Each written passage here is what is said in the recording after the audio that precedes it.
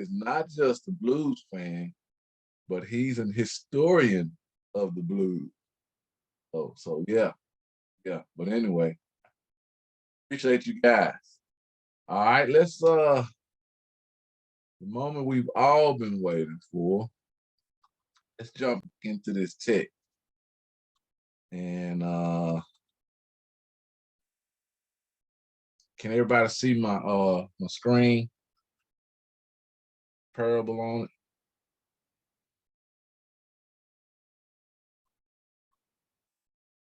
It's a little bit like, okay, there you go. Okay.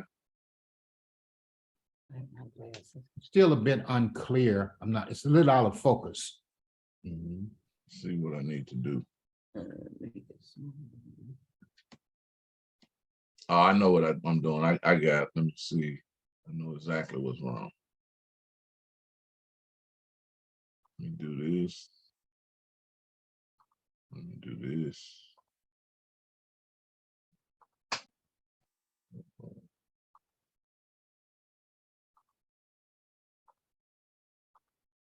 All right, how about now?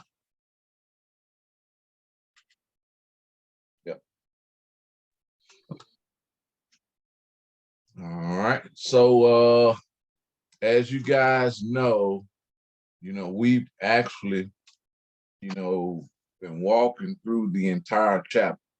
We started with chapter 1, verse 1 through 6. Anything anybody in the community wants to highlight from remembrance of what we discussed? Our focus lately has been verses 7 through 11. And just to highlight, we learned something. We all gained a spiritual skill, and I hope to continue to cultivate this. Thank you. And bless you.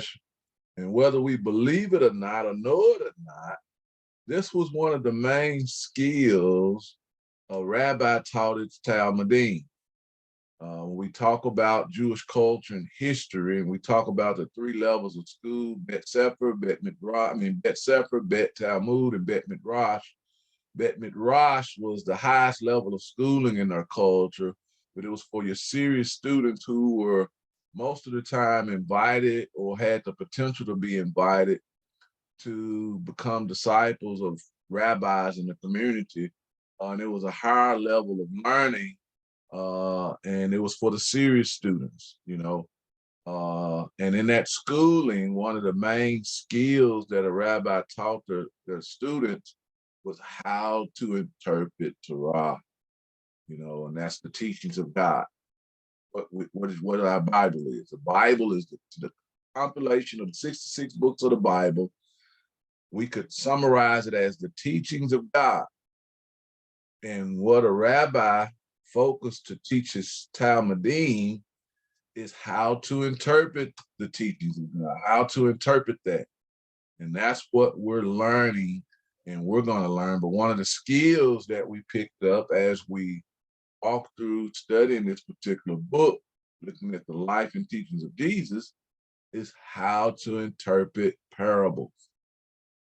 And it's a skill that we shouldn't look at to say, you know what, maybe that's for somebody else. It's too grand or great of a task for me. The little old me, how can little old me interpret a parable? But the intention and the expectation is that it was commonplace. Yes, you and myself and followers of Christ to be competent and skilled at interpreting the parables we read in the Bible. And we learn methodology, techniques, simple applications to do so. And we're going to repeat that. All right. So go a long way to make an explanation, but I want to make sure we all catch it. And I don't just say it. But with that said, when we're focusing on verse 7 through 11, and we're going to review that. And in verse 7 through 11, we saw a parable Jesus taught, and we learned how to interpret this parable. And we're going to review that. But before we do, let's just summarize some of the things, reflections we may have, things that have stood out to us during this teaching time. Let's start with verses 1 through 6, 1 through 7, 1 through 6. Anything from, our discussions over the last several weeks, anybody, feel like is a big highlight or a takeaway from them or something that they want to share about verses 1 through 6. This is our review period.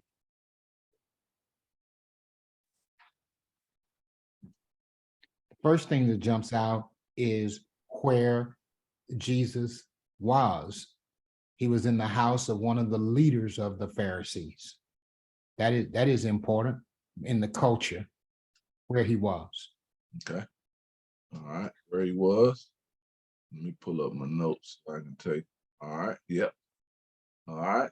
Anybody want to make any more further comments on where Jesus was? Where was he? He was in the house of one of the Pharisees, the leaders, one of the in the Pharisees. Those were rabbis, and yeah, he was in their house. Thanks. Anything else? Anybody else? Or anything? Well, in the seating arrangement, I'm reading in the Discovery Bible that Jesus was sitting in front of him, a certain man suffering from dropsy. So the seating where Jesus was sitting at was in front of Jesus, because I think we had said we didn't know whether he was beside him or in front. But in the Discovery Bible, it said that he was in front of them. They set the man in front of him. Yeah. All right. They either set the man in front of him or they set Jesus in front of the man, but yes. Yes. Okay. Good observation. All right. Anything else? Anything else? We talked about how Sabbath meal is a pretty big deal. It's not a small deal. It's meant to be fairly extravagant. And we went over if there are 3 or more people present and you don't exchange words of Torah, then it's taken to mean it's like making a sacrifice to the dead.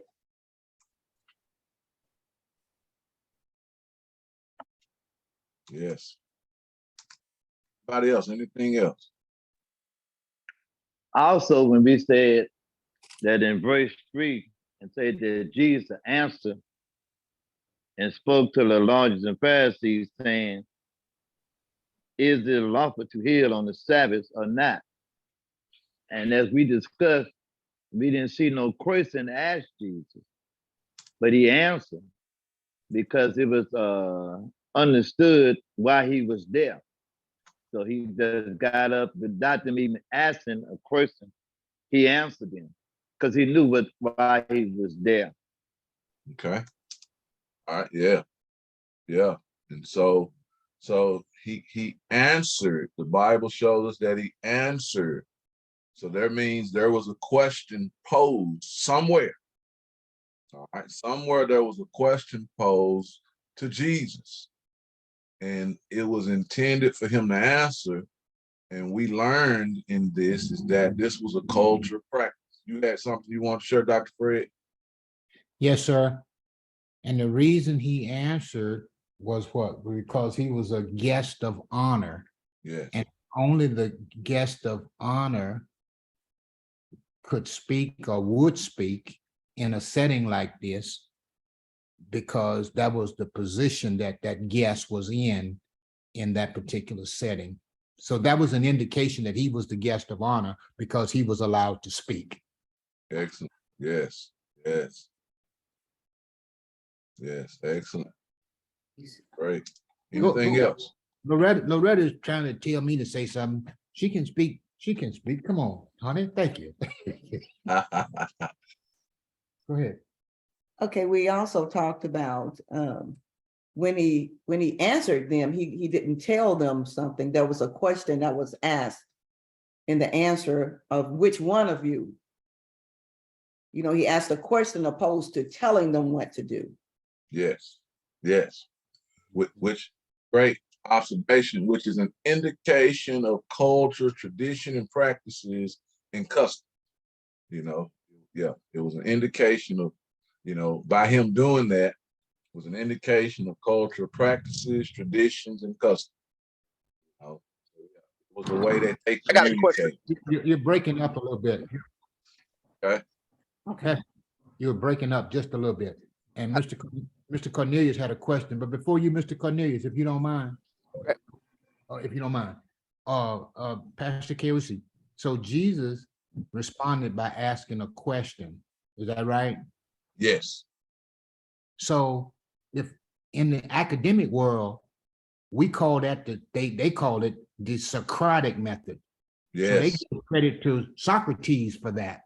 But we have to go back before Socrates, and Jesus was doing that style of teaching. Yes. And we go back generations before Jesus, and the culture Jesus lived in and was birthed in and was a part of was doing that. Generations, several generations. That's good, sir. That's good. Okay. So Mhm. we need to get our history right. I like it. Oh yes. Oh yeah. Thanks for bringing it out. All right. Cornelius, you had something. Yes. So they asked a question. Is it according to their yoke? That type of question that they may ask. All right. Let me see. Good statement. Let me see how to best explain that. Well, let me first explain to the entire group. I don't want to assume everybody knows what a yoke is. However, when we see in our Thank you. Bible, come on, that's what your question was, Ayana? Or you? Yeah, I was about to say, can you explain what the question was first? Okay. All right. All right. So Pastor go Keusi, ahead, Dr. Fred. you're kind of cutting in and out a little bit. I don't know if there's any adjustment you can make on your end, but we're losing some of your words. I know I am. So I just wanted to bring that to your attention. I don't know if it's something you could do on your end. Thank you. Yeah, I'm trying. Let me see. Let me see what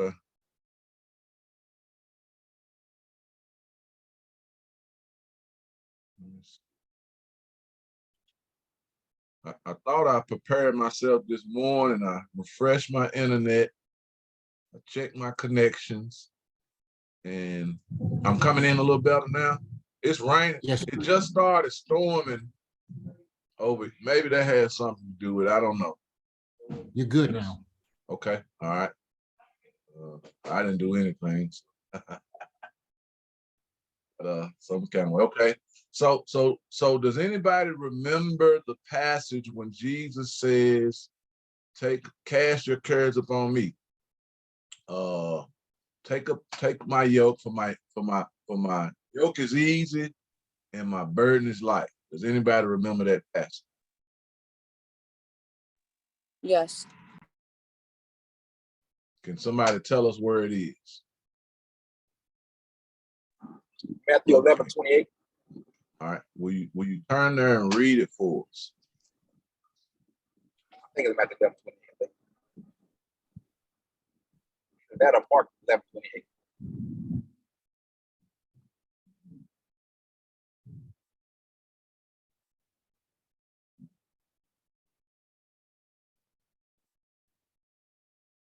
I got it for you, Cornelius. Thank you, sir. It is Matthew chapter 11, verse 28 and 29. I'm going to read it from the Discovery Bible. It says, come to me, all who are weary and heavy laden, and I will give you rest. Verse 29 say, take my yoke up on you and learn from me, for I am gentle and humble in heart, and you shall find rest for your soul. For my verse 30, for my yoke is easy and my load is light. That's verse 28 through 30 out of the Discovery Bible. All right, thanks. And so for a long time, we've kind of lost sight or probably not even highlighted the Jewish connotation or meaning in it. There was a spiritual implication. Jesus was speaking to, the followers of Christ, those that have received salvation. But, simple and plain, it was a rabbinic conversation. And it had rabbinic implications and meanings from a rabbi to a talmudim or talmid. And it literally meant yoke in this culture meant the doctrinal teaching of a rabbi. So Jesus was speaking in his rabbinical title. Take the doctrinal teachings that I invest in you, because my doctrinal teaching, the burden is light and the yoke is easy to follow, is what he was saying. All right. So when we understand that, and we kind of go back to Cornelius' statement, and we look at this particular encounter, all right. So let me pull it back up. I see change the size.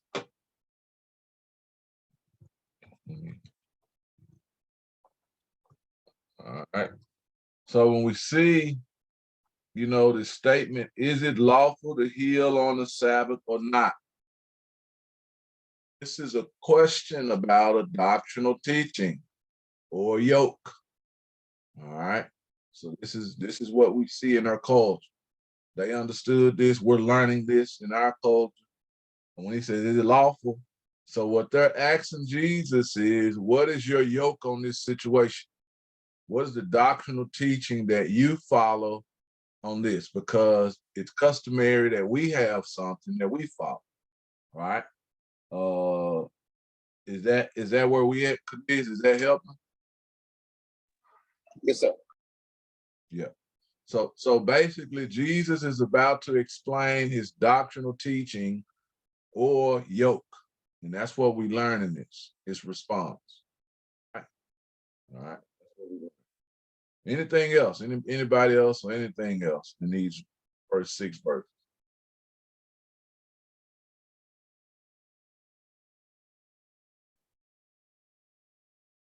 Well, Keusi, it also said in verse 6, and they could not reply to this, but Jesus has gave them the parable.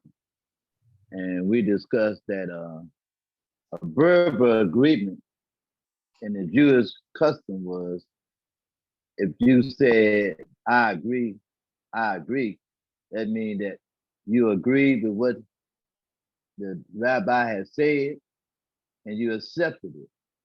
But if you said, I agree one time, that meant that, hey, I agree, but I hear what you're saying, but I don't agree with your interpretation. And so here we see that there was no reply. So if there's no reply, that means, hey, we totally agree with you and we accept what you have said. So that was a custom that the Jews had, and there was no reply at all. So they totally agree with what he said. Yes, excellent. Thanks. And so as we read through scriptures, we now see and learn how easy it is to read past or read over the implications of Jewish customs that the original audience and the author actually included in their writing, right? It wasn't exclusive, it was inclusive in the writings. We just have to learn about it to include it in our understanding. That's what we're learning to do. So not just in this place or in this passage, but the entire Bible. If we truly want to apply it and live out the true meaning of our faith and salvation, we should take this very approach to all scripture. And we're developing a pattern. So this is a pattern. I'm not hoping that you'll be totally dependent and reliant on me to prescribe the interpretations, but you become or gain the ability to proscribe for yourselves. All right. I don't want you to be dependent on me. Matter of fact, very soon, we're gonna be dependent on you. All right. Each one of you, as you take turns voluntarily, as you take turns, render your version of the interpretation, examples of how to interpret. But we're learning. The process. All right. We're learning. One more comment on that. No reply. It's very common in their culture for rabbis to reply. Very common. They called it debate, Jewish debate, a rabbinical debate, and it didn't happen the way we see in our culture. You know, unlike the political arena, when we have our political sides trying to pass a bill or write a new bill in the Congress and the House, it was a very formal and systematic method that they agreed to follow. And it was very common that another rabbi would in turn quote a famous rabbi's rendering, interpretive rendering that everybody in the community knew and familiar with.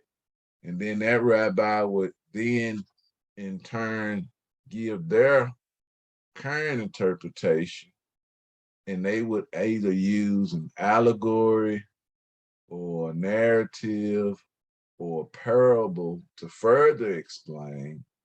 And then they would follow up with actually how with how it's applied in everyday life, or how they apply it to their everyday life.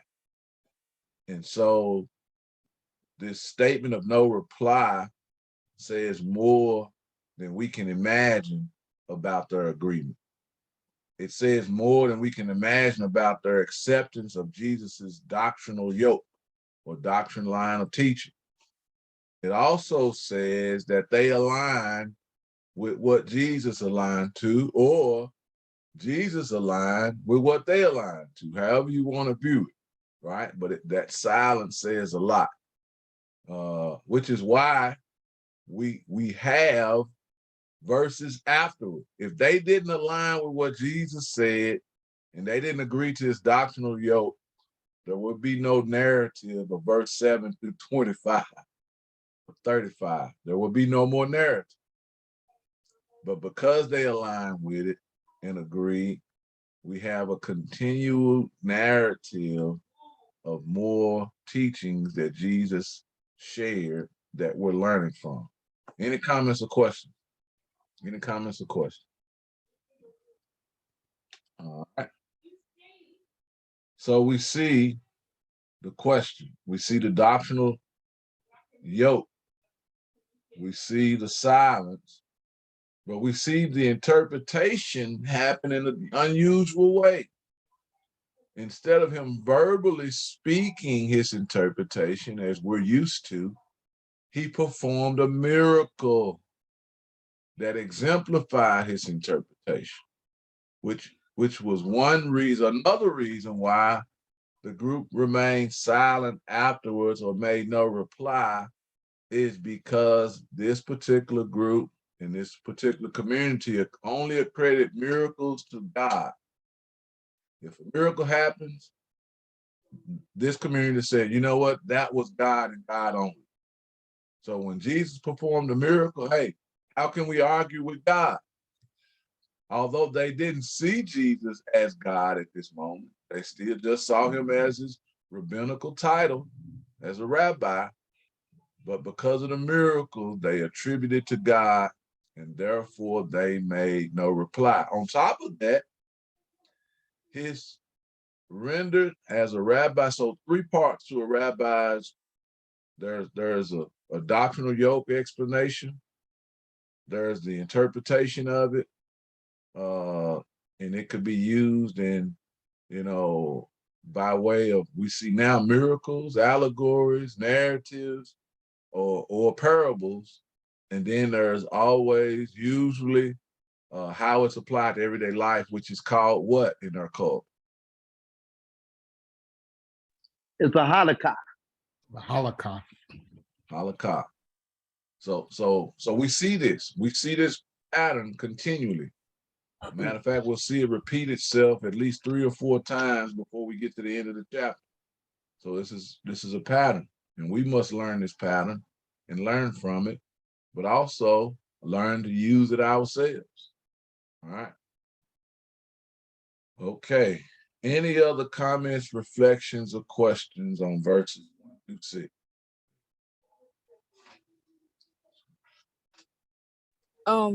So when you were saying use this pattern, you talk about the parable or like the culture or how they like ask the questions? Yeah, the entire exchange. When I still use this pattern, so we start with a doctrinal yoke. We start with explanations of how that is interpreted. We can further use a parable to further explain and highlight the interpretation to make it clear. And then how we will apply the interpretation to our everyday life, because it's about living it out. The goal is always about living it out in life. Does that help? Okay. Yes. All right. Excellent. All right. Any other comments, questions, reflections, statements concerning verses 1 through 6?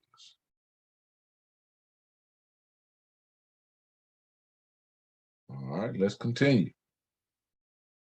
Next, and this is where we're going to hang most of our hat today. Verses 7 through 11. All right, let me see if I can get the entire.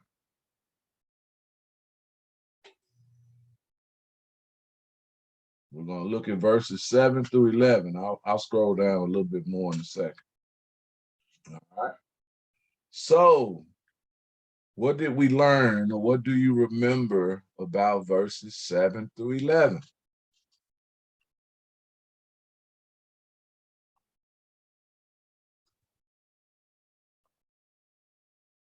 Well, we learned that they was invited guests at this meal, and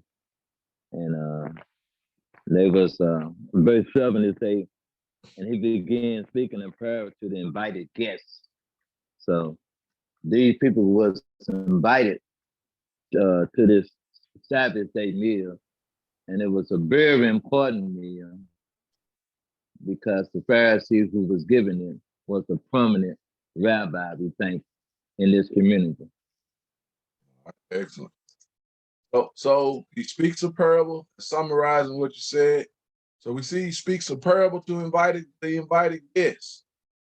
All right. Anything else?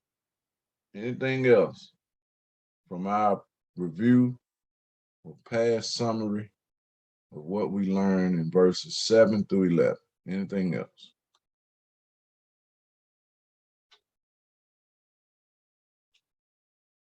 Well, these invited guests, these were all big shots, the Pharisees, and they were all rabbis, and they were perhaps leading rabbis, and there were disciples possibly of the rabbis. And so, No, keep going. And they were jockeying for position. They wanted to be, in places of honor. They were elevating themselves. And so this was important because this was a big day. This was a big moment in their culture. The best of food was prepared. It was like the red carpet event at the time. And so people was trying to, be recognized and get their name called. So that was going on right there. Yeah. All right, we'll see. All right, yeah. And so how do we know, or what are some ways we know or learn about who the guest list includes? What did we discuss? Anybody remember?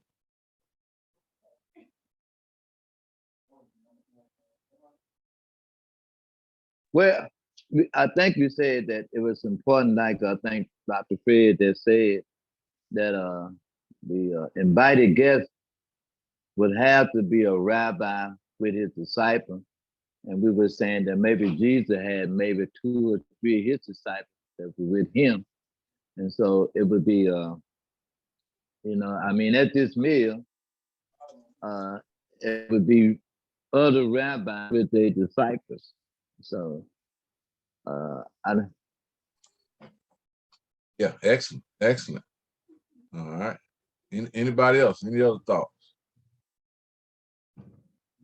The answer is simple, is that this was what they did in their culture. In their culture, when a rabbi hosted a meal, he invited more important people, just as important as himself.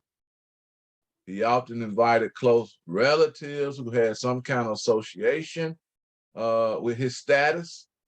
He often invited neighbors, because if he lived in a community, most of the time his neighbors were of similar status, or wealth or position. And then often when a Pharisee or a rabbi had a meal, he always invited his disciples himself.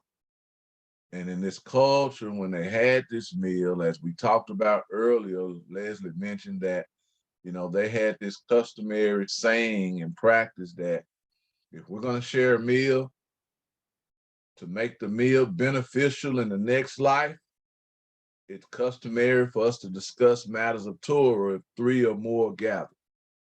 Because if not, in our culture, it's as if we had sacrifices or ate sacrifices to the dead. So with that said, it's customary when they host a meal like this to have a guest of honor that they were going to hear more about a particular subject, interpretation on a preceding matter of Torah, right? And we see Jesus being this particular guest of honor. And the guest of honor was often a visiting rabbi or a rabbi of a different community or a traveling rabbi from a farther away community. So this is part of their custom. And then also another way we know, if we read the next few verses after this particular passage. All right, let me skip ahead just a little bit, which is another way we know who the guest list probably included. Let's go down to verse 12. Somebody read verse 12 through just verse 12. Verse 12 in the Discovery Bible.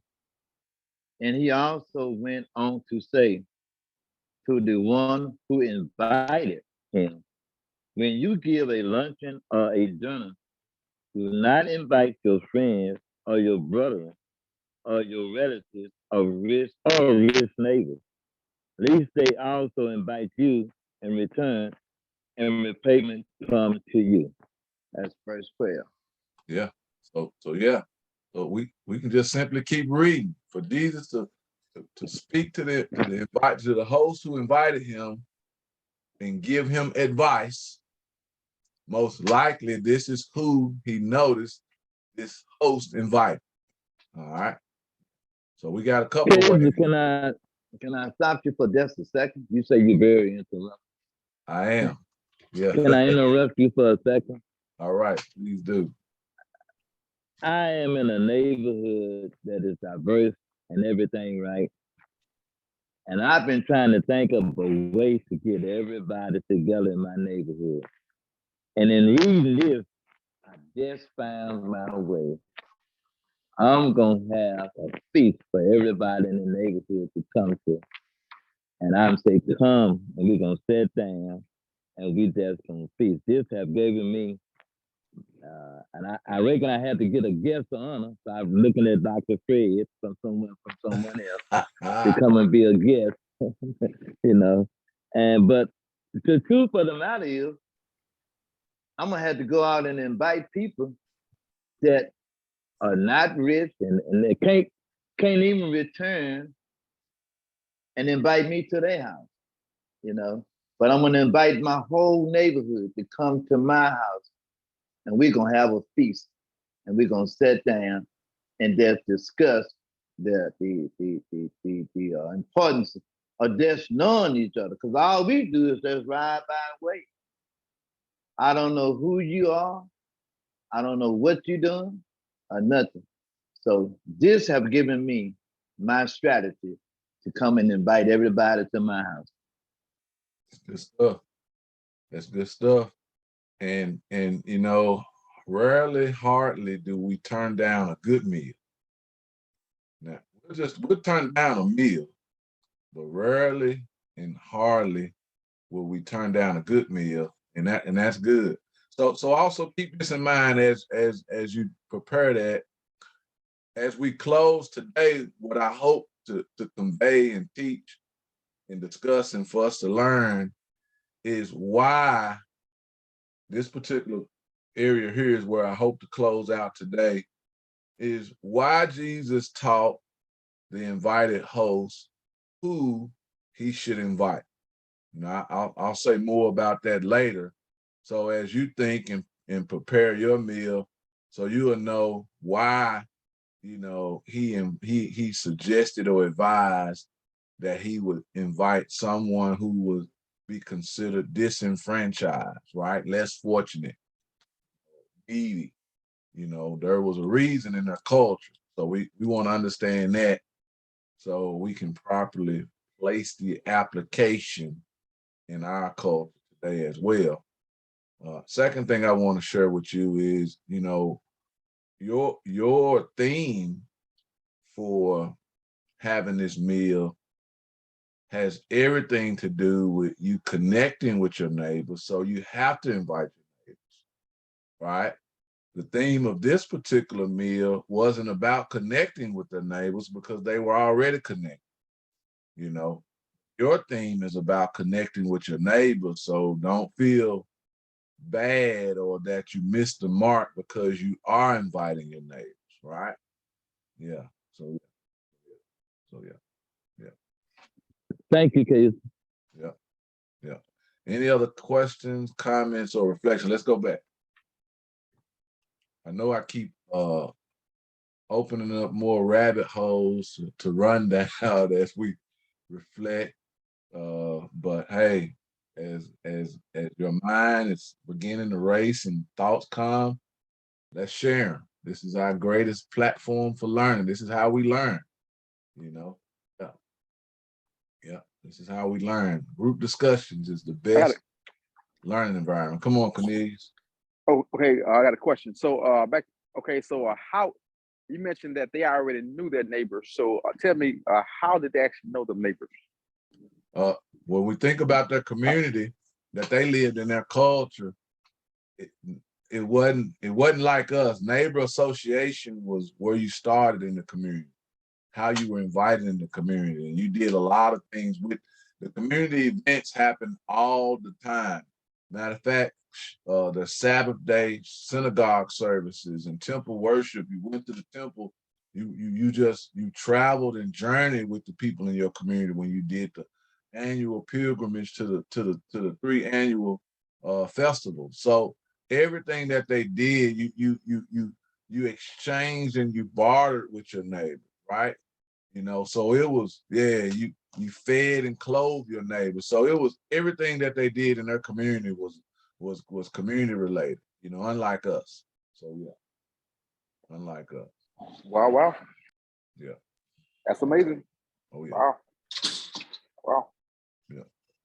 So yeah, we have to change a whole lot. Like now, you like I said, now it's so common for you not to even see your neighbor unless if they got a garage and they pull their car in that garage you don't even see your neighbor for several months unless you just happen to pull in while they opening the garage or walking out to take the garbage can, right?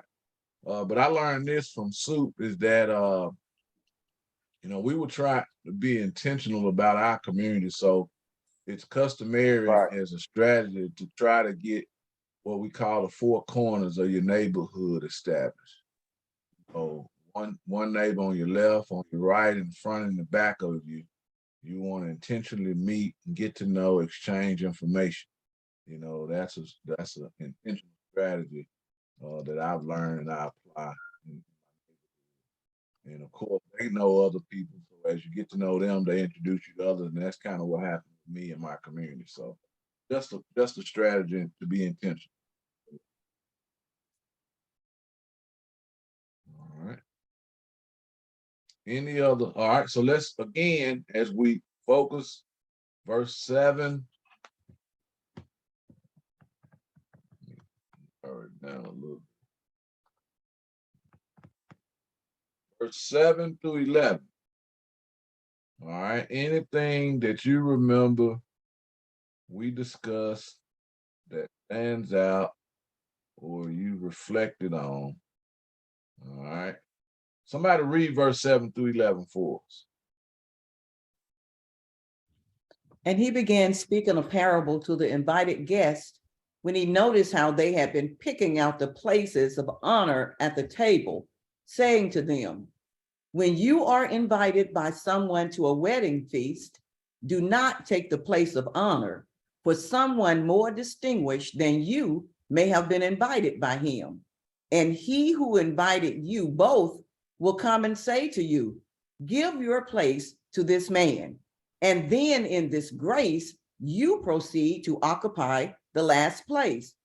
But when you are invited, go and recline at the last place, so that when the one who has invited you comes, he may say to you, friend, move up higher, then you will have honor in the sight of all who are at the table with you. For everyone who exalts himself will be humbled, and he who humbles himself will be exalted. Thank you. Thank you. Excellent. Excellent. You know, I made a comment yesterday is that oftentimes more so probably than ever, or maybe not, we exchange thoughts about the Bible with so many more people saying, I don't believe the Bible. The Bible is not true. But what amazes me about that statement is if you actually read the Bible makes so much sense in such a way, it's unmistakably intentional. All right. The other part about it is the words of the Bible aren't misleading intentionally, right? The third thing I want to bring out is the uniqueness or the intelligence behind the words of the Bible. When you read through the Bible, there's poetic statements that make life sense for us, right? And my thought of it is if it's a piece of literature or a book to read that is so well placed, what's so horrible about it, right? The first thought is.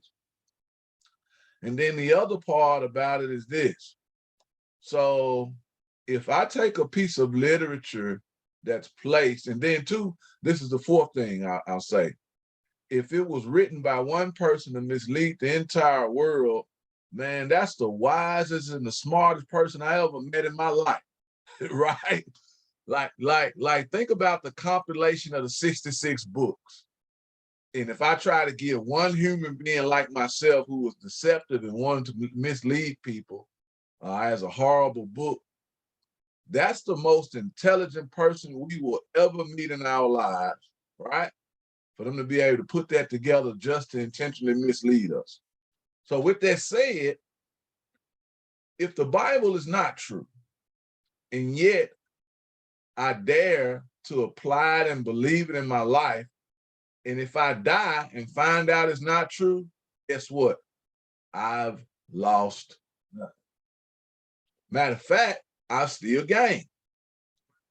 Because in my life, if I believe it as if it's true and I apply it, think about how much influence, positive influence I've had in the community and the world to impact people in a positive way for life change and transformation. Because that's all I learned from the Bible as I read. But if it is true, I have everything to gain. However, if I take the position of it being untrue as a deception, and I disbelieve it, and I never apply it, I never read it, and I die, and it's not true, I lose nothing. However, if it is true, I have everything to lose. So for me, why not lean towards it being true? Because I gain twice. But if it is true and I don't believe it, what I gain in this world can never compare to what I lose in the world to come, because I've lost everything.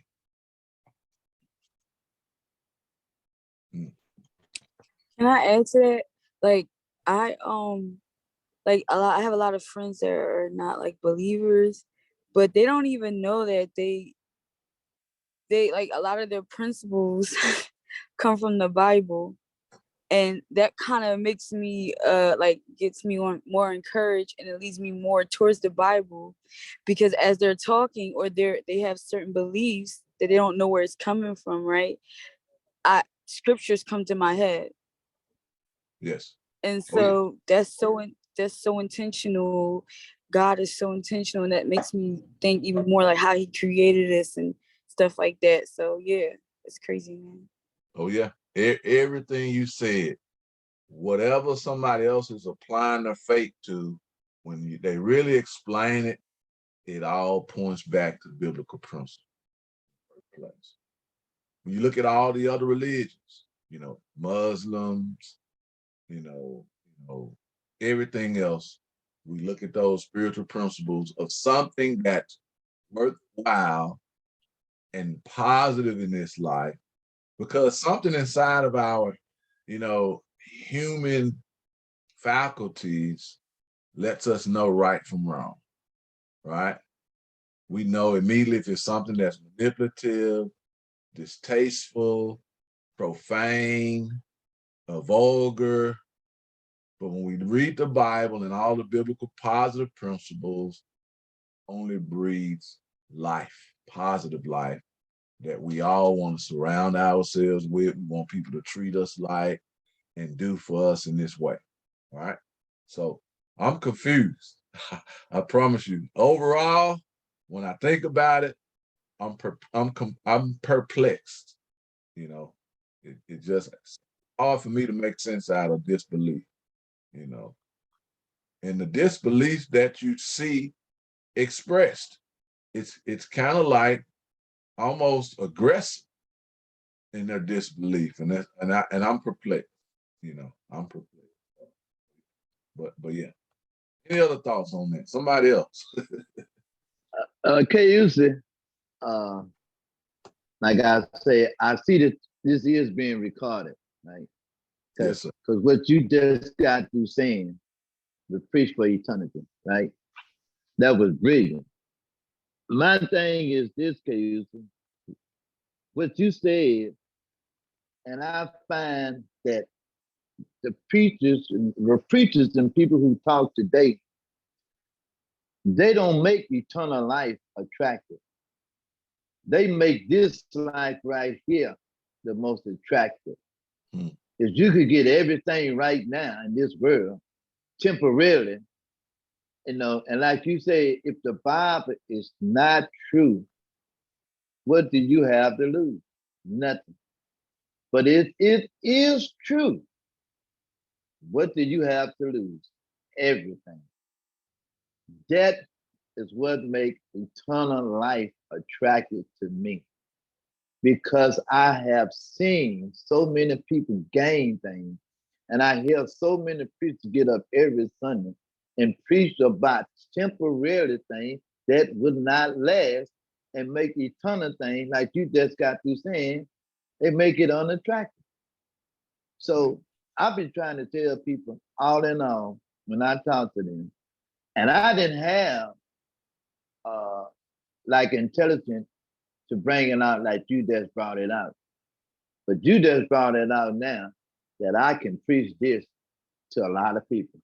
Appreciate you, brother. Once again, this is just, man, why we had to stop at 12 o'clock and 12:30? I mean, can we just talk all day? I'm sorry. Let me go back. All I'm right. sorry. Appreciate you, brother. I get Will. carried Thank away, you, guys. Keusi. I No, get carried away. appreciate you. Y'all have to forgive me. Appreciate you. Thank you. Thank you. Yeah.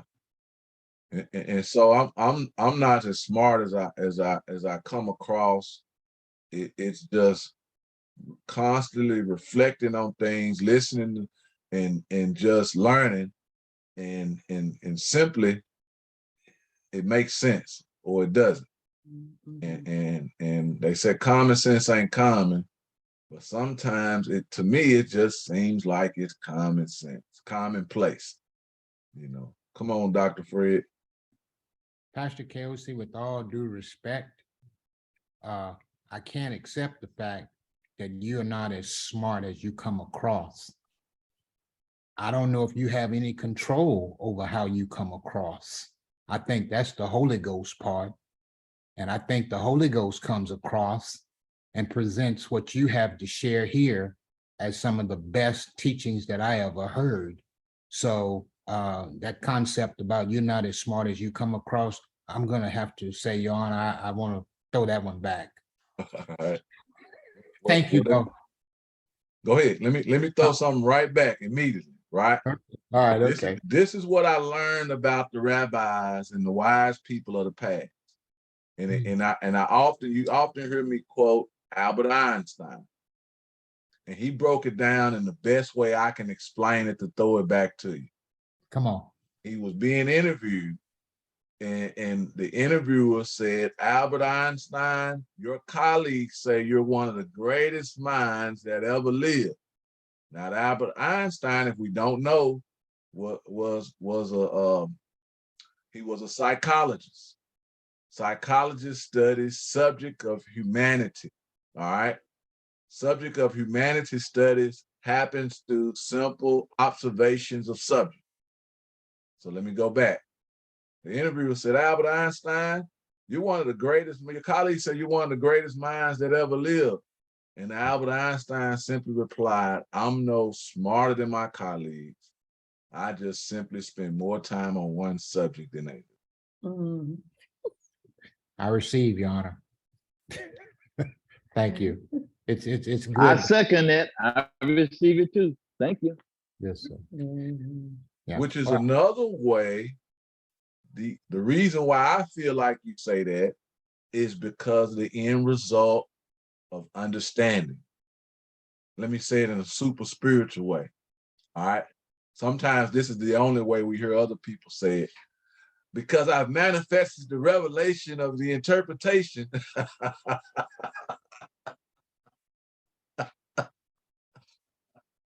But it's simple. The outcome of understanding. But how do we gain understanding? The same way we do simple mathematics. We break it down to its lowest. That's all we're doing. I just want to say my life is being changed. My wife's life is being changed. And,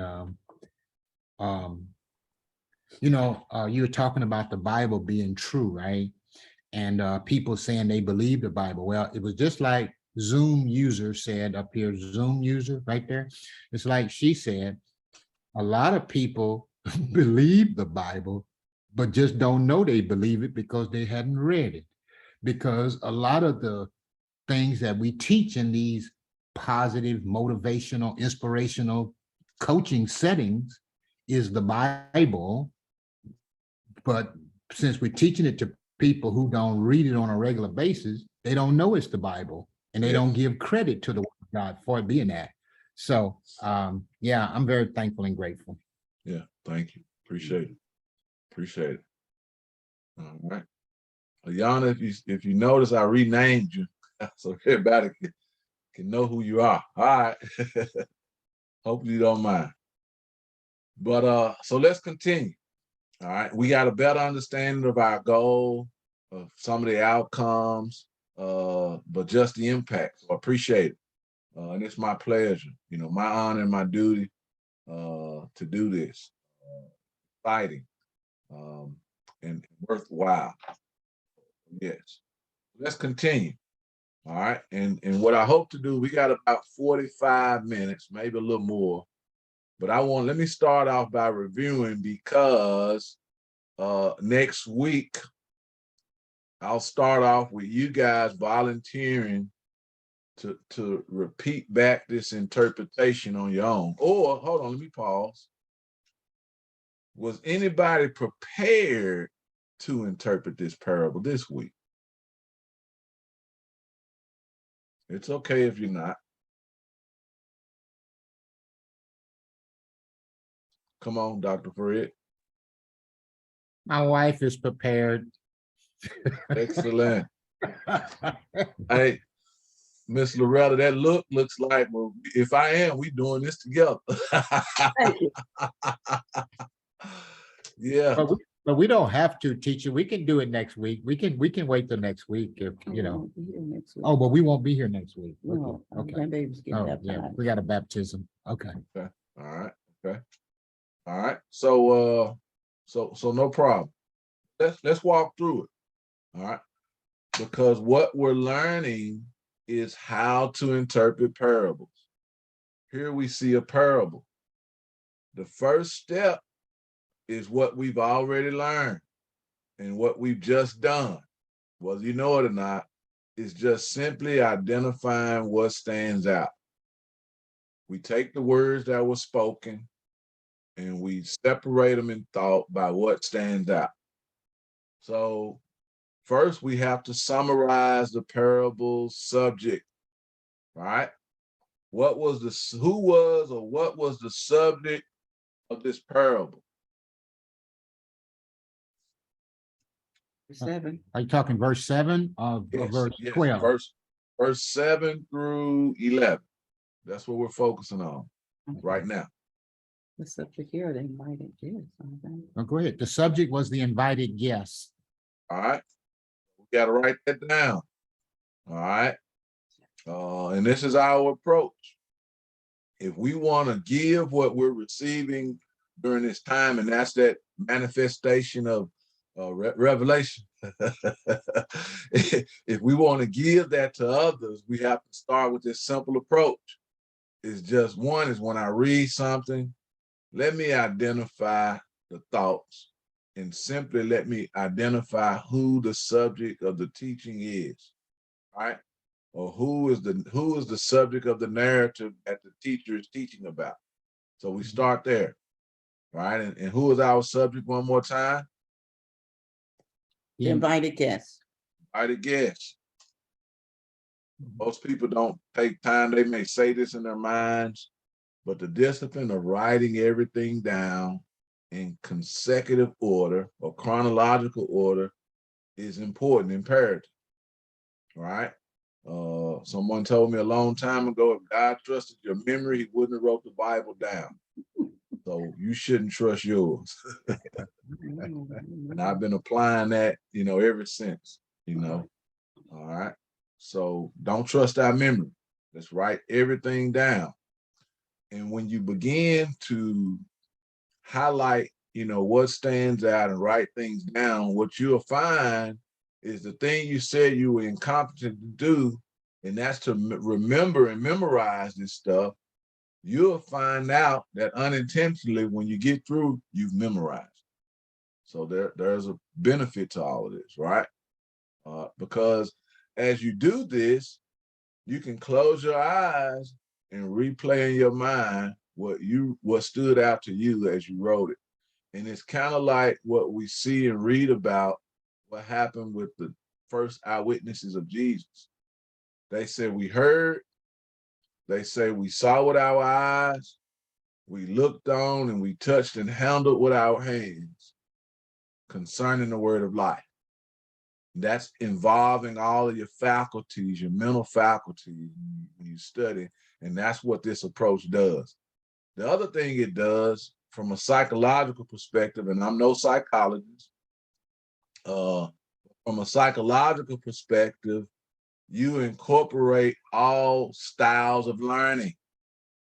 Your read-write learners, your hands-on learners, your visual learners, oral learners. So you incorporate all styles of learning with this approach,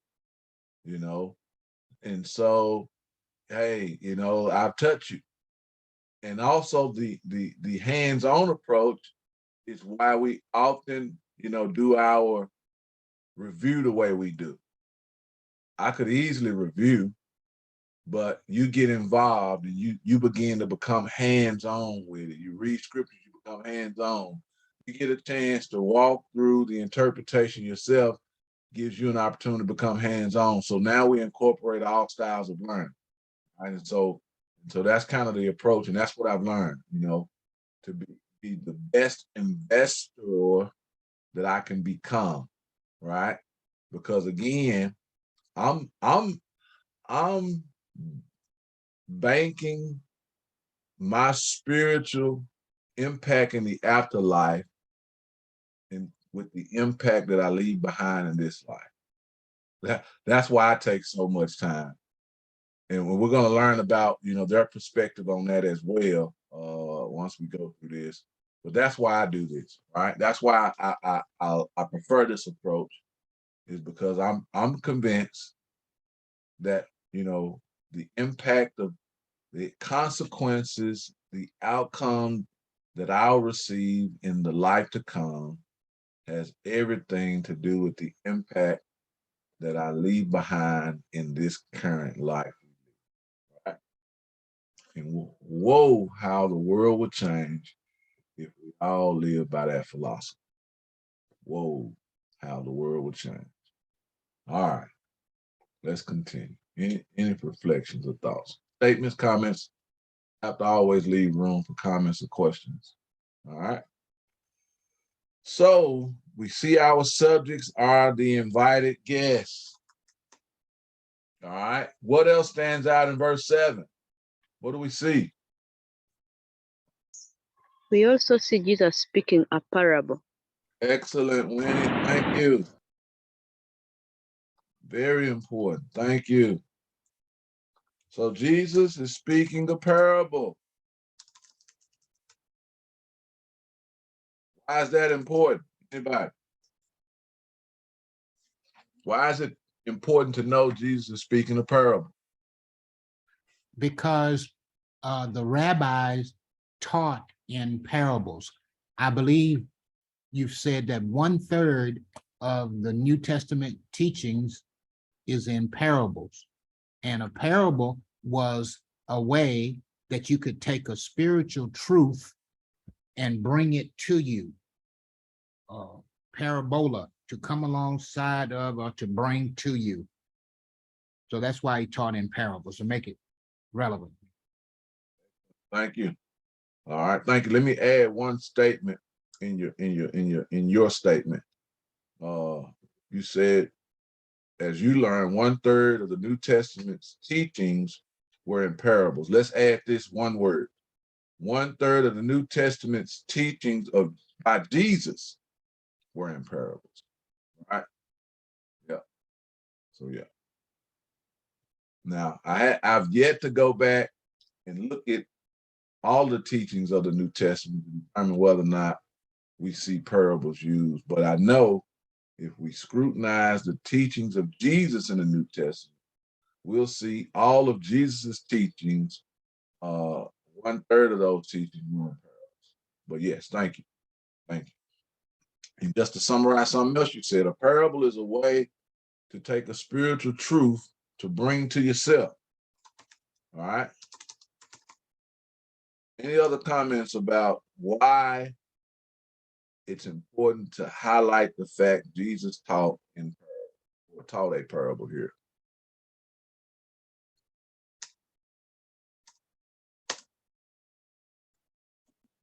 Well, in teaching in parable, Jesus was trying to show us in the parable ourselves.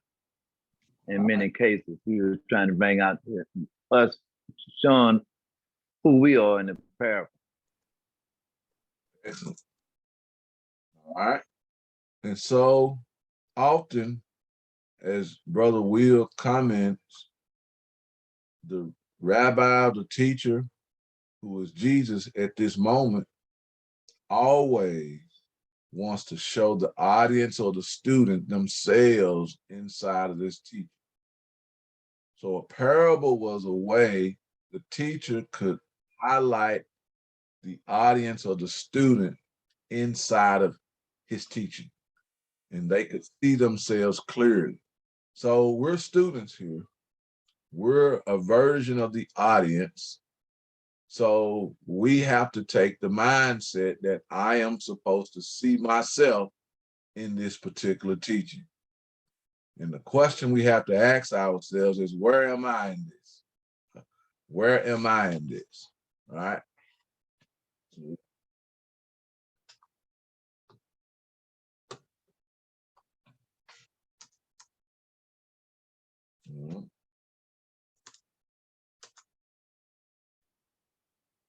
Any other thoughts or reflections in verse 7? Are we discussing verse 7 all the way down to verse 11? Right now, just verse 7. We're gonna move verse by verse. Okay, then. No Verse by verse. All right. And again, this is an approach I learned, whether you know it or not, or believe it or not. I can't do anything about what you believe. I can only say it. But anyway, I take the same approach every week as I prepare. I walk back through the exact same way every week. So each week I need more time to study and prepare. I leave nothing unturned, seriously. And every week I always find myself learning more about something I taught on last week. Now, how many of us do that? Yeah. So again, it's a good approach and it's a good technique. It has improved the quality of my spiritual life over the years by doing so. Seriously. And that's how, those who know me now from a long time ago probably can assess how there's continued growth, right? There's continued growth. So, hey, I would take the same approach. How are you? I would take the same approach, because a lot of times you say, well, I want to get to the next part. I don't have to go through all that. Well, I think you do. I think that's what Albert Einstein learned. It's like, yeah, let's take the same approach. All right. So I said all that to say, I want to give us some more insight on, come on, Dr. Fred. Well, if you were still talking about verse 7, Yes. he noticed them picking out places of honor at the table. Yes. All right. Yes. So, in other words, he was observant and watching what was going on in the room. Yes. Yes. Good. Excellent. Excellent. All right. Yep. He noticed them picking out places of honor at the table. Very important implications for this group.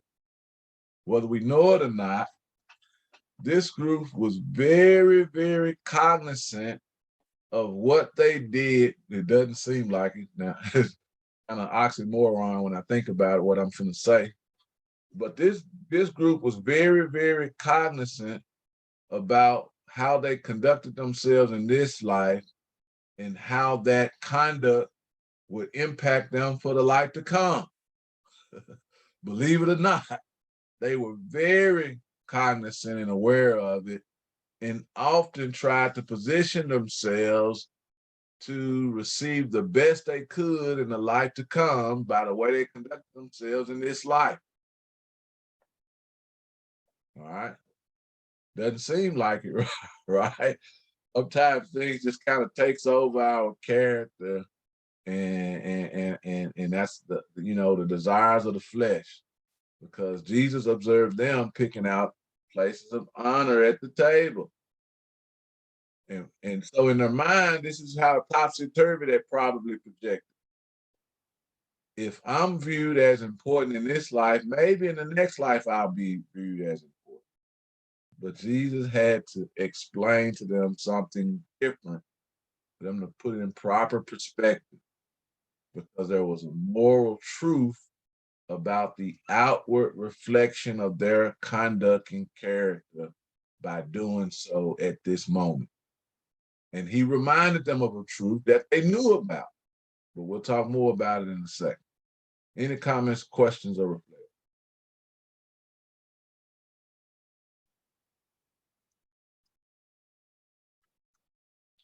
What I want to do is I want to give us some more explanations about a parable before we continue.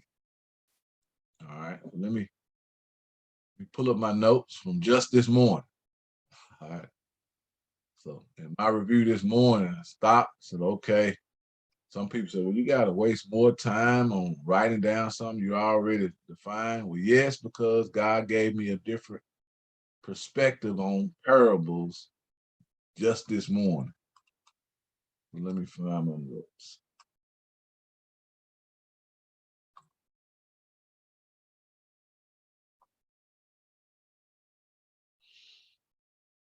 Where are we? Okay. Yeah. And sometimes it's just a matter of being more detailed. All right, let me share my notes.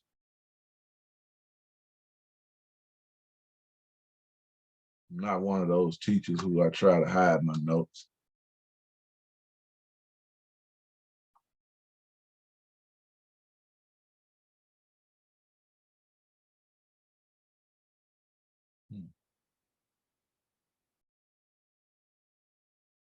All right, hold on one moment. I gotta move them around.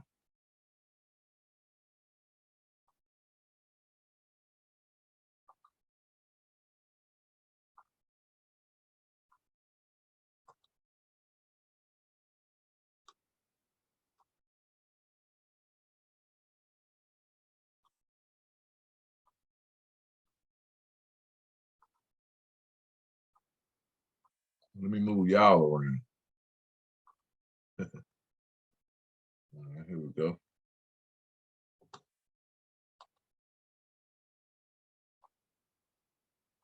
All right. So some of this stuff we talked about, some of it I've added, I'll share, just being a little bit more detailed, happens at the bottom. The last two statements, C and D, is what I added. I think we talked about everything else. So a parable, if we want to write down the Jewish definition or the rabbinical definition of a parable, it would be an illustrative teaching component used by rabbis in order to allow the audience to see themselves inside of the truth. That's an expanded definition of what I've studied in our culture about the meaning of parables.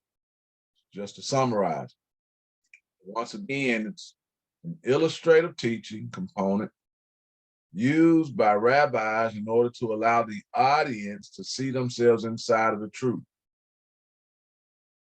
If I add to it, a parable is always used in comparisons. So let me add that.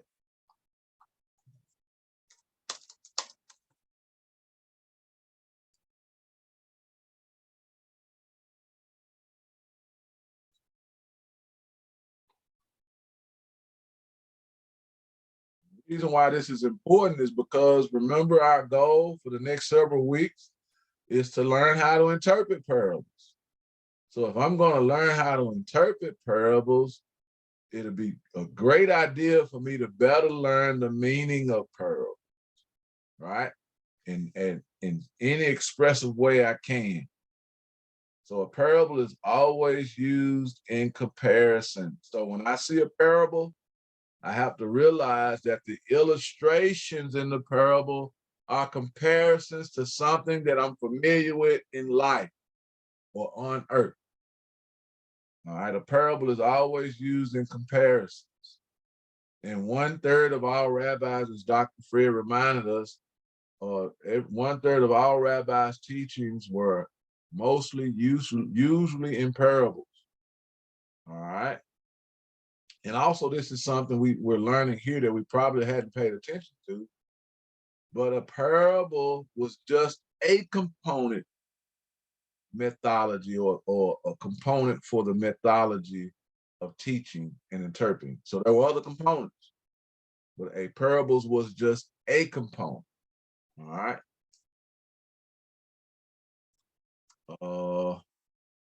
So we see the Greek word for parable.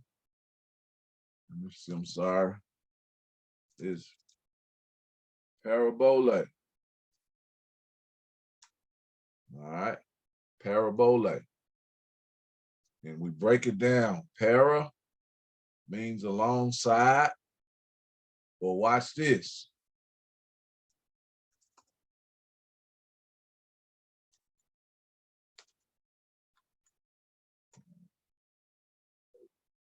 A parallel. Alongside is parallel. Synopsis for parallel. All right. All right. So bole means to throw. So we could actually say a parable is something. Sorry. A parable is something thrown along a parallel comparison. Write that down.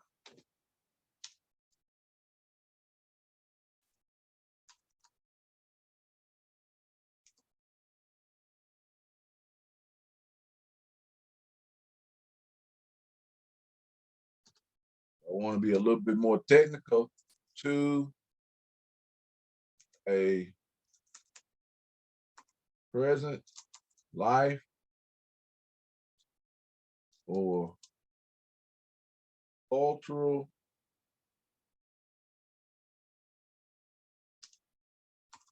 truth audience is familiar with.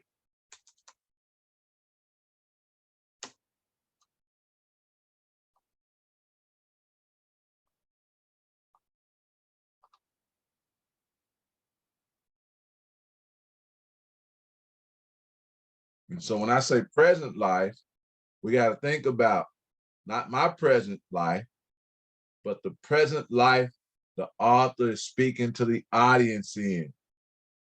What was going on in their life, right? What was going on that in their culture that audience was familiar with? Not my life, not my paradigm. So that means we have to truly gain the meaning of the paradigm, we have to understand the audience the parable was taught to. And we have to adopt the paradigm of the audience where we struggle with the most, you know, which is what we struggle with the most. All right. And so another statement, to throw an illustrative parable comparison alongside of a spiritual truth. So a parable always taught a moral and a spiritual truth, most of the time simultaneously. Let me write that down.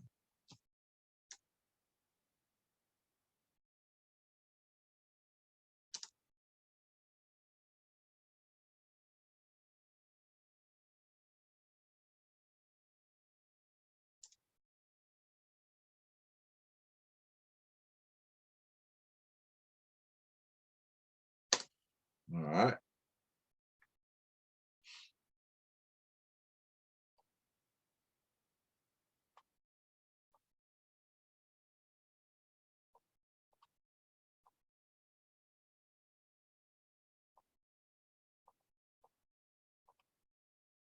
Okay. Here's something else.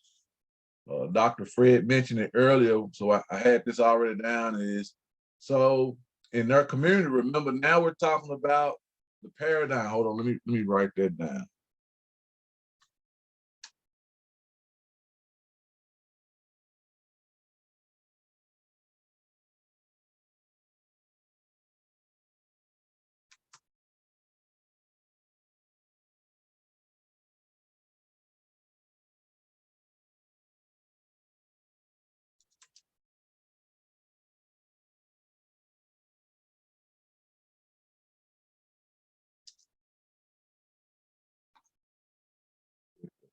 We must understand the paradigm of the audience the original teacher and students lived in.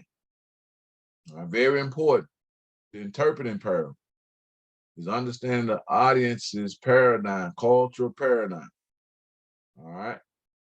And so, with that said, in this culture, the audience had a saying or connotations that were connected to all parables. This is an idiom. In their culture, another way of referencing a parable, they would just say handles of Torah. So in their culture, if they heard the term or the phrase handles of Torah, immediately they knew somebody's about to teach a parable or somebody's talking about a parable. They called them handles of Torah or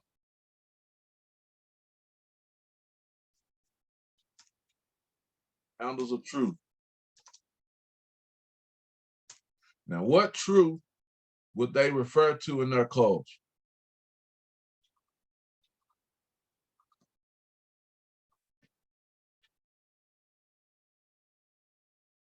The truth of the teachings of the law? Yes, or the teachings of who? The rabbi Or ultimately who? of God. The Torah, God. the Yes. Torah. Yes. Yes, the teachings of God. So the truth that they focused on in their culture, and it's different from us, but in their culture, all truth originated from God. That was the beauty of their community, right? In their community, the Jewish community, all truth originated from God. So we're talking about truth. It was about teaching the teachings of God, you know? That was their focal point. That was their reference point. So in their community, when they say handles of Torah, it meant the truth of God or the teachings of God, right? And a parable always revealed the truth of God or the teachings of God, all right? So this is us adopting the paradigm of the culture, not our Western civilized paradigm of truth and Torah. In our Western viewpoint, a paradigm of Torah, what do we reference when we hear Torah in our Western paradigm? Not what you've learned in this community or from years past. What have we learned in our culture when we see Torah? What word do we reflect on the most? Old Testament. Old Testament. What else? The Bible. The Bible. Well, or what? Law, right? Yeah, yeah. Yeah. So yeah, but we wrap all three in one with a center point reference of, I see Torah. To be honest, rarely do we think of Old Testament unless you have some familiarity with what Torah means and represents. Mostly in our New Testament paradigm, the word law is used interchangeably with Torah in our New Testament. But in our culture, Torah doesn't simply mean law. Because in our culture, if you only reference Torah with law, you limited the true meaning of Torah. And this is what we often say. You can have law and not have teachings.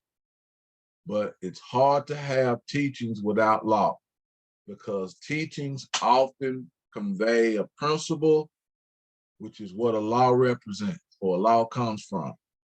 So here's the saying or the formula. You can have law and not teachings, but it's hard to have teachings without law. All right. So in their culture, to include it all, they refer to Torah as teachings and not just law. Right? Because law is only limited to a command and not the interpretation behind the command, which is the teaching. The teaching behind the command was more important, which is what they spent all of their lifestyle and livelihood doing. Understanding conversating, asking questions, or debating about the interpretation of the command. That's what their community was about. That's what the synagogue meetings were around, centered around. They would be houses of prayer.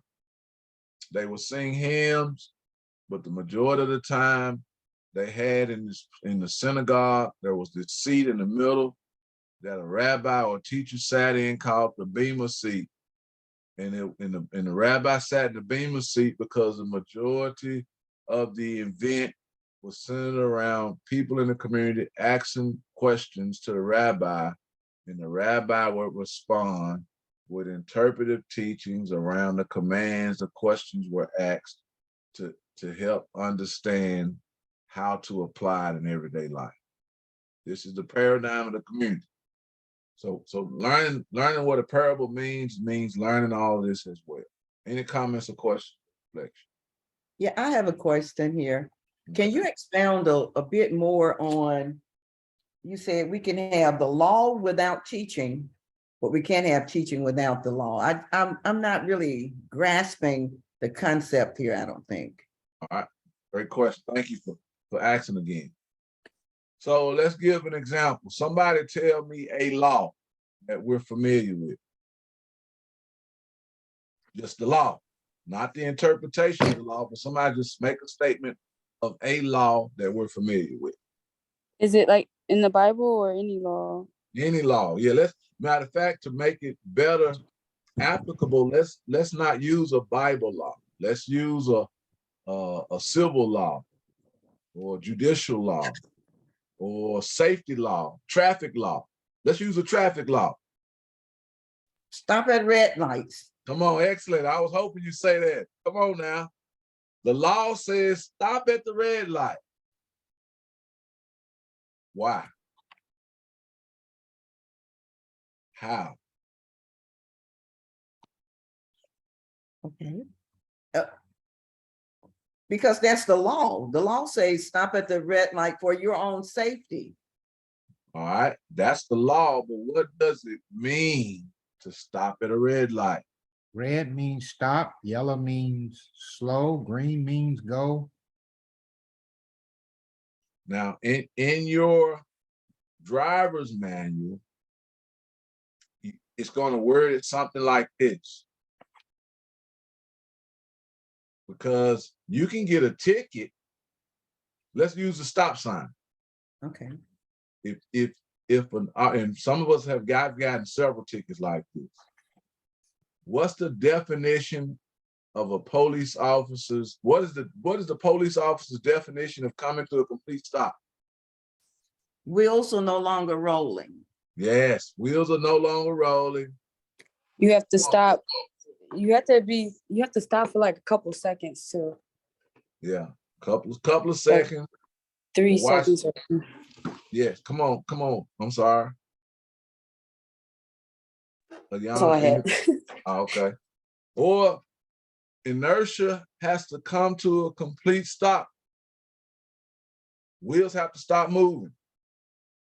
So stopping at a stop sign is just a command. But the explanation all of you have given is the teaching about the command. Oh. So just saying the command to stop is one thing, but it doesn't teach you the meaning of stop or stopping at a stop sign or a red light.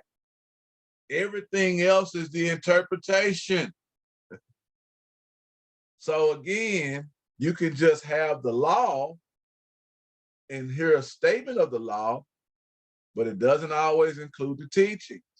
But when I teach you and everything you said, when I give you the teaching about stopping at a stoplight or a command, that includes the law.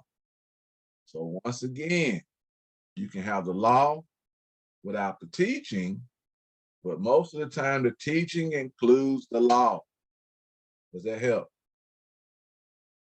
Yes, it does. Thank you. All right.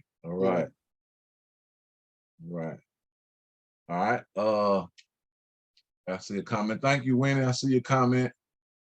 Yes. All right. So the culture of the Jewish community, this was one of the yokes of doctrine that they follow as a whole. Don't just tell me the command. Please include the teaching with the command so I can better apply it to my life. That was a cultural doctrine that they applied. It never leaned only towards the law. So therefore, and then also on top of that, the word Torah itself, the meaning in it, literally means the same thing. The word Torah comes from a root word called Y-A-R-A-H or Y-A-R-A, Yarah. Yarah has three implicated meanings or usages. In one sense, when it's applied in a sentence, when it has a lot to do with a farmer waiting on rain, they would use Yarah. They would then know the meaning of Yarah means send rain. But on one sense, if you had a archer or a hunter out hunting for game, and they use the term Yarah to the deer, Yarah to the tiger, Yarah to the lion, it meant shooting an arrow as if hitting a target. And then in another sense, if they use Yarah as it relates to a father teaching his son or his children, it meant teaching. I mean, if a father instructing his son or his child, and they use Yarah in that use sentence, it meant teaching. So here, as the word Torah was formulated from Yarah, it's centered around teaching. And so they use metaphoric meanings now. So when they say Torah, thinking of the root Yarah, they take the metaphorical meaning to explain the teaching is like shooting an arrow to hit a target. So the teaching of God as if shooting an arrow to hit the mark is how they refer to it in their code. And so when they see Torah, that's what the audience thinks about. Handles of truth. So the parable is the handles of Torah. So this is what they said. When I use a parable, it helps the audience just like shooting an arrow to hit the bullseye does. I make sure they the parable causes the teacher to hit the mark of the teaching. And that's revealed interpretation of truth. Make sense? Long version of a parable.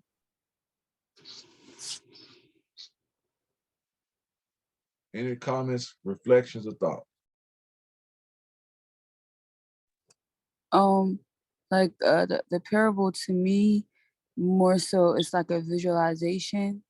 Like I can picture like when you speak in parables, I can picture what the rabbi is trying to say, like the sower and the seed. I know like farmers, people who are familiar with that can better understand because they're familiar with seeds and how the plants grow and the ground and stuff like that. So like today's parable will be something, or another parable, something that I will probably like, I don't know, like an example, like I like makeup. So a rabbi, not just saying like, not saying he would do that, but like he'll probably use visuals because I will better understand it through makeup or things that will help me get to know scripture better.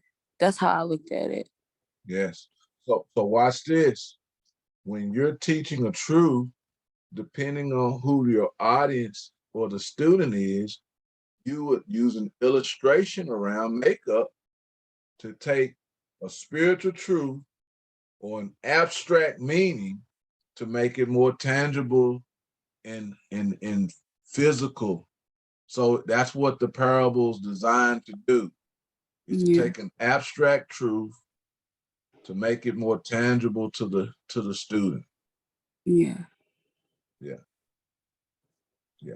And that's why we see rabbis lean towards this. Which is why rabbis often use this as one of their methodologies or tools or components to their students in the audience, is because they want to make it more tangible, more relatable. So the audience is without excuse. Understanding is inevitable. You have a jazz parable for Mr. Fred? No, blues. A blues one? Yeah, you got one for Yeah, him? blues. Blues. Well, it's 3 o'clock in the morning. No. Ha ha. Ha ha. I gotta come up with some. We're gonna work on that. We're gonna work on that. Again, like Brother Will mentioned, we often find ourselves, coming to a close, running out of time when it feels like we just got started. But yet we're about 8 minutes away from our hardest of hard stops. And I'm trying to ask myself, where did our time go? But it's amazing how, we pass this time and we're enthused, we're engaged, and we've almost spent 2 hours and it doesn't really feel like it. Yeah. So I attribute that to you guys and your involvement, your enthusiasm, your acquisitiveness, and just your attentiveness. So I appreciate you guys. However, let me summarize a point.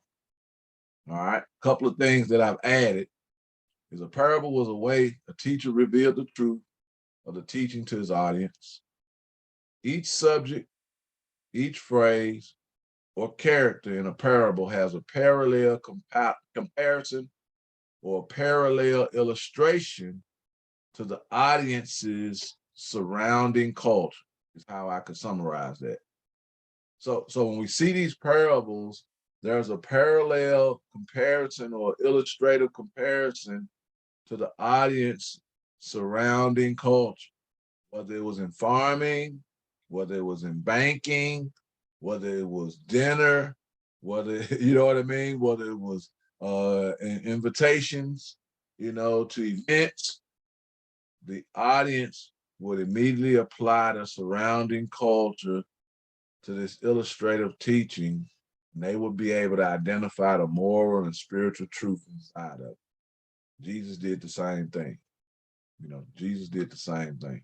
All right. And so this is what we learned.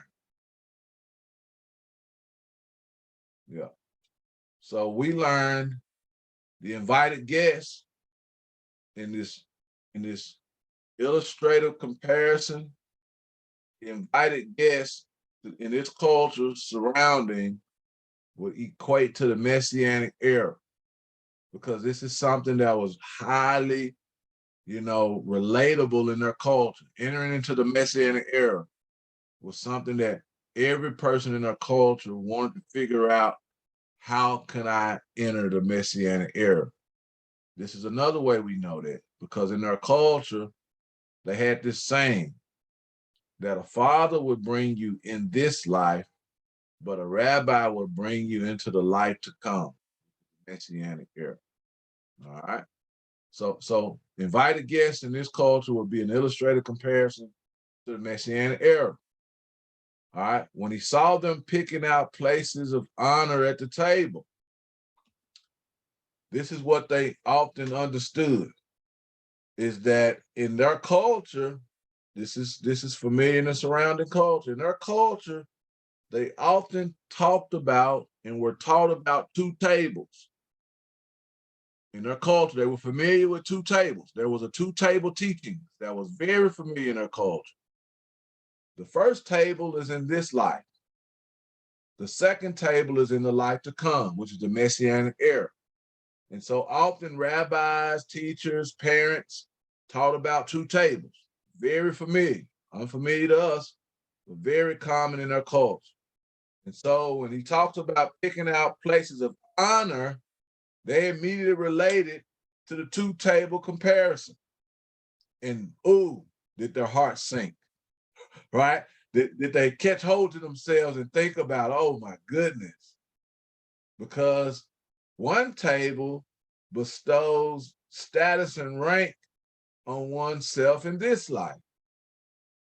The other table presents or determines the status in the afterlife.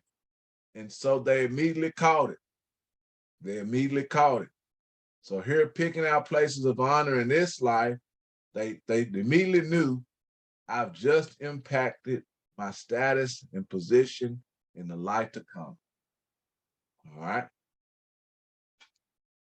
Invitations to a wedding feast or a banquet, very familiar, because in this culture, anytime someone used a parable or they mentioned a banquet or a feast or a meal, they would immediately think about the table or the feast in the kingdom of God, which is called the table of the righteous.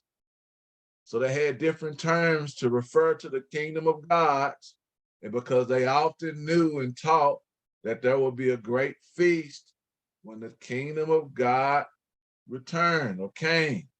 And so anytime he uses an invitation to a wedding feast, this would represent a comparative, illustrative comparison to the great banquet in the Messianic era, which represents the table of the righteous. All right. All right. So someone more distinguished than you may have been invited. This would represent their hope that the King of Kings and the Lord of Lords, who is the Messiah, the long prophesied Messiah, would be there. If I'm invited to the kingdom of God, the banquet feast at the kingdom of God, of course, the Messiah, the long-awaited, prophesied for them at this moment. So I'm speaking of that way because I'm speaking about exactly what's happening in their mind. Jesus hadn't died. He hadn't been resurrected. So he hadn't truly been revealed to the surrounding culture that he would be identified as the Messiah. His disciples hinted to it, but didn't fully understand it. So here, when he used this parable about someone more distinguished than you invited, and they make all these other connections, then they immediately think about, whoa. So I've just positioned myself in front of the Messiah. Let me be cautious of that. All right. Now, what was hidden from them is that Jesus himself interpreted through putting a veil over his own identity. At this moment, they didn't really allow it to sink in that Jesus was speaking of himself. You know, they were thinking that, hey, he was just talking about what we all hope for and wait for, and the prophets taught us about, is that the Messiah would be at this banquet. He would return. It didn't really sink in as of yet that Jesus was referring to himself or his own identity in this, but he was. And then here it says, give place to this man, and then in disgrace you proceed to occupy the last. So this was another familiar saying, is that during this particular event of being invited into the Messianic banquet, the table of the righteous, they would find themselves disgraced, because in this life at the first table, I've exalted myself, and therefore at table number 2, I can only be humble, or let me say unexalted. So it sunk in, all right? But the advice to give place, sit at the Lord's table, Jesus actually advised them to sit in the most dishonorable seat, sit in the least honorable seat, and you have no room but to be exalted during this time. And so this is the 2 tables. In every moment, every opportunity, every position in life, in this life, in table number 1, if you find yourself sitting at a lower position, placing yourself in a lower status, table number 2, table of the righteous, Messianic table, kingdom of God, you can only find yourself being exalted. You had a comment or a question, somebody? Yes, I have a question which Okay. you have, I think, just touched on, because I was going to ask about the self-exaltation in these places of honor. So you just say that there are two tables, and one table is for, I beg your pardon if I didn't understand well, is for exalting oneself, and then the second table is for humbling oneself. So if we now have two tables, I beg you repeat this first one here, the first table. I didn't Yes. pick that. Yeah. Okay. Yes. So in their culture, thank you, Winnie, there were two tables. And the first table represented this life, the life we currently live. And your status or position at the first table determine your status and position at the second table. And there were two outcomes to that status, either honor or dishonor. So if I choose to honor myself in this life, then I leave no room but to be dishonored in the afterlife, which is the second table. But if I place myself in a humble position of dishonor in this life, I only leave room to be honored and exalted in the life to come, which is the second table. Does that help, Winnie? Oh yeah, it does. Thank you so much. So is the second table, is that figurative table? Or they literally had two tables sitting there and one was just representing the life to come? It was a figurative table. Okay. That they thought about and talked about, but actually it was also tangible tables, because they truly believed that there was a table that they sat at in this life, and the position that they took at that table represented the life, the position that they take in this life for themselves. This is the status or the prominence or the rank we place on ourselves in this world. And the rank that we place on ourselves in this world determines the rank God places on us in the life of the world to come, or we'll say the kingdom to come. Does that help? Yes, thank you. Mm-hmm. And lastly, he who invited you, or one who has invited you, represents God, the Father, creator of heaven and earth. All right. So once again, this is our interpretation, or how we interpret the parable.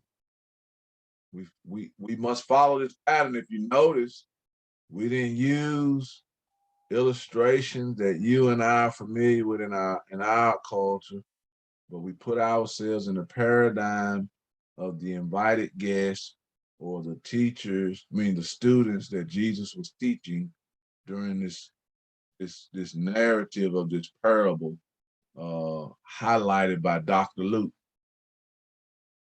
All right. Any further comments or questions?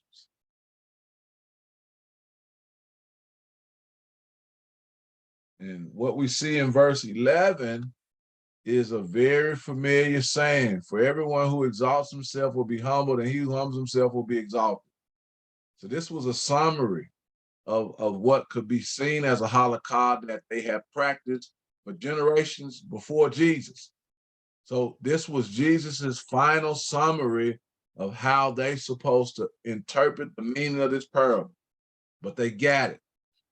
And what was familiar to them is that generations prior to Jesus living and walking on the earth, someone else that they were familiar with had rendered a similar quote to explain the same thing. And that was this guy named Hillel the Elder.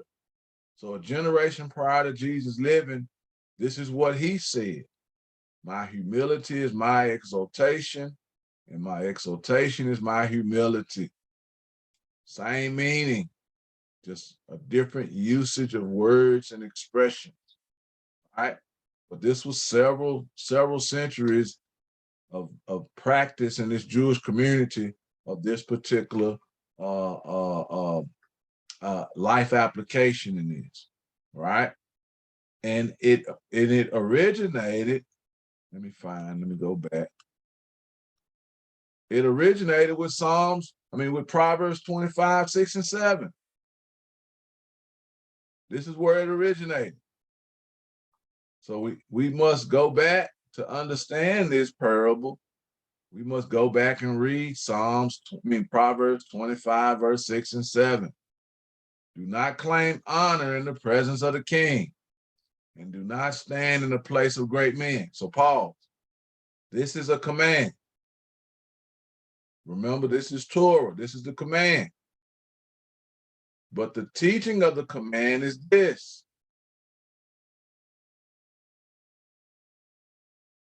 Let me say it in Hillel the Great's way. My humility is my exaltation. My exaltation is my humility. Right? So once again, you can have a command without the teachings, but you can't have the teaching without the command. Because when I give you this teaching, I have to go back and explain the command that it's connected to, which is what Jesus did in this parable. When we look at the entire parable of the wedding feast, not only did he give the command, but he gave the teaching first that the command was applied from. And so this is something else. We have to go back and read this parable. But in our community, every person had especially rabbis, had the word of God downloaded in at least 3 to 5 languages. So immediately they referenced this particular parable in their minds and their hearts. May have even been quoted during this time. Don't claim honor in the presence of the king. Do not stand in the place of great men. For it's better that it be said to you, come up here, than that you should be put lower in the presence of the prince whom your eyes have seen. But what eluded them in this entire discourse of teaching is Jesus was also revealing his true identity to this group. And it hit them later, probably. Whether it was immediately after the meal, a week or so later when they gathered outside of his presence, and then they realized, hey, he was interpreting his identity in this parable, calling himself the Messiah. Some say, how do we miss it? Some say, how dare he? But we know the narrative. They began to pursue the life of Jesus to take it because they felt that he was blasphemy. But we see now, as we read our Bibles and its interpretation, Jesus was the revealed Messiah. I apologize. I went over my time at least 10 minutes. I apologize, but I want to go ahead and find a resting place to pause and ask for last reflections, comments, or thoughts as we bring our time to a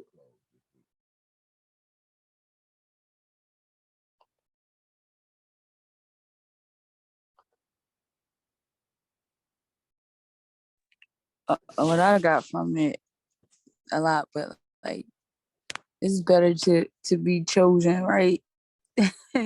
and and to be I think about being humble. I think about I don't know the whole scripture, but like you know how God talks about like so no man will boast, right? Like things that he do so no one can really have the power or say that they did it or have that control. And so this is all that makes me think of as well. Okay, yeah, good. Thanks. Anybody else? But Keusi, I was looking at what you were saying about the law in the teaching.